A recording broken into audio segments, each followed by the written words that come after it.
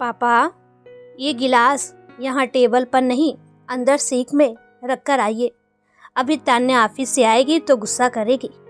उसे ये सब फैला पसंद नहीं है। और आप अपना ये अखबार, किताबें, चश्मा और दवाइयाँ भी यहाँ से हटा लीजिए। ड्राइंग रूम साफ सुथरा होना चाहिए। मैं तान्या के लिए काफ़ी चढ़ा देता हूँ। विपुल ने हरीश बाबू से कहा और अपने काम में लग गया। हरीश बाबू का अभी हार्ट का ऑपरेशन हुआ था। बेटे के बुलाए पर उसी के शहर में आ गए थे ताकि अच्छे अस्पताल में इलाज हो सके। इलाज चल ही रहा था। अभी डॉक्टर ने कुछ दवाइयाँ दी थी जो समय पर लेनी थी।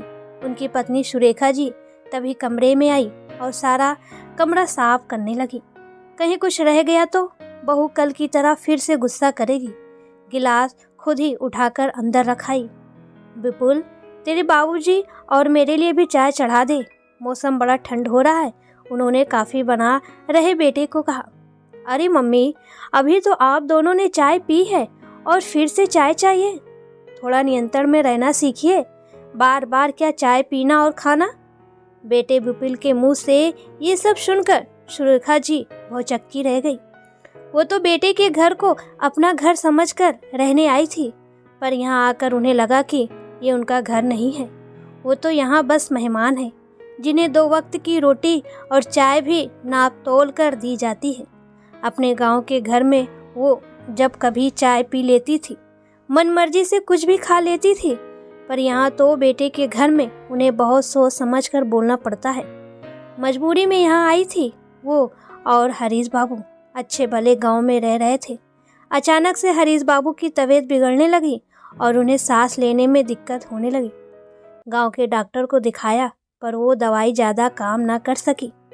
विपुल को बताया तो उसने गांव से शहर आने को कहा क्योंकि गांव में इलाज की सुविधाएं नहीं थी। सुरेखा जी जैसे तैसे हरीश जी को शहर ले आई। वहाँ डॉक्टर को दिखाया तो काफ़ी महंगा इलाज बताया। मम्मी, आपके पास पापा के इलाज के पूरे पैसे हो तो मैं आगे बात करूं, वरना देख लीजिए। विपुल ने बिना लाख लपेट के बोला। अपने आंसू आंखों में रोकते हुए उन्होंने बेटे के हाथों में फसल से आए पूरे पैसे रख दिए। तब जाकर विपुल ने उन्हें डॉक्टर को दिखाया और इलाज शुरू करवा दिया। सुरेखा, यहाँ से चलो, मैं यहाँ नहीं रहना चाहता हूँ। मेरा यहाँ मन नहीं लगता। मुझे यहाँ क्यों ले आई?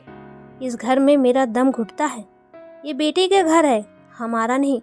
हरीश बाबू बोले जा रहे थे। आप चुपचाप लेटे रहिए। अब ये डॉक्टर की दवाइयाँ मुझ कम पढ़ी लिखी को तो समझ नहीं आती है, इसलिए मुझे यहाँ आना पड़ा। अब जैसे भी बेटे बहू रखे रह लो, इलाज होते ही यहाँ से चले जाएंगे, वो दिलासा दिलाते हुए बोली। तान्या अपने ऑफिस से आ चुकी थी। तान्या बेहद ही नकचड़ी और गर्म मिजाज लड़की है जिसे ना अपने सास ससुर की परवाह है और ना ही घर की परवाह है। उसके आते ही विपुल ने उसे कॉफ़ी दी और अपने ऑफिस के काम में लग गया। सुरेखा जी डायबिटीज की मरीज थी। उन्हें हर थोड़ी देर में भूख लगती थी। शाम को हो चली थी और अभी तक रोटी बनाने वाली नहीं आई थी। उन्हें भूख लग रही थी। बहू की रसोई में सिर्फ रोटी बनाने वाली ही जा सकती थी।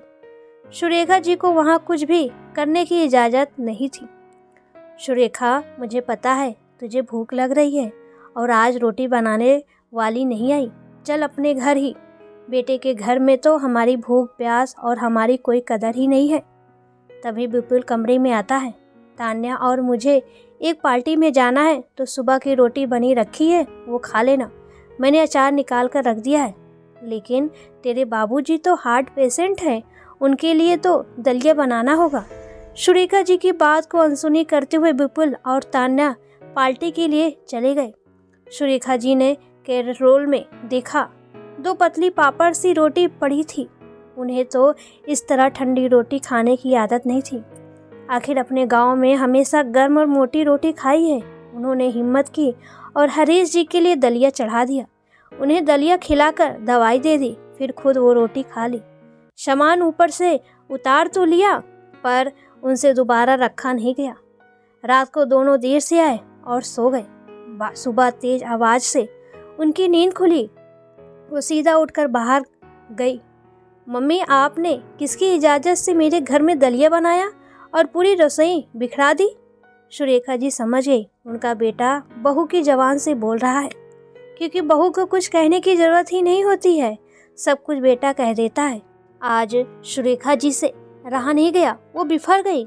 हाँ पता है ये तेरा घर है और तेरे घर में तेरी ही चलती है। ये बात अलग है कि ये तेरा फ्लैट तेरे बाबूजी ने अपनी ज़मीन बेचकर तुझे दिलाया था। इस घर पर हमारा कोई हक नहीं है। हमें तो इतना भी हक नहीं है कि हम अपनी मर्जी से अपनी पसंद का कुछ बनाकर खा सकें। तेरे घर में हम दोबारा चाय नहीं पी सकते। ये बात और थी कि जब तू छोटा था तो हमने अपना पेट काट कर तुझे दोनों समय दूध पिलाया था, तेरे नखरे उठाए थे। तेरी पसंद का खाना बनाकर मैं तुझे खिलौने को तेरे पीछे दौड़ा करती थी। तेरी पसंद का खाना बनाकर मैं तेरे चेहरे पर खुशी देखना चाहती थी। तेरी पसंद के लिए मैं और तेरे बाबूजी अपनी पसंद भुला देते थे। तेरे घर में तेरी पत्नी को हमारा बिखरा सामान पसंद नहीं है। ये बात अलग है कि तूने अपना बचपन मेरे घर में बिताया था, जहाँ तेरे खिलौने हमेशा बिखरे रहते थे। तेरी किताबें, तेरी स्कूल के कपड़े, तेरे पेन पेंसिल पूरे घर में फैले रहते थे। तेरे गंदे जूतों की मिट्टी से रोज आंगन गंदा हो जाता था। तेरे घर में तू अपने हिसाब से रह सकता है, तेरी पत्नी रह सकती है, पर तेरे माता पिता को तेरे घर में खुश रहने की इजाज़त नहीं है।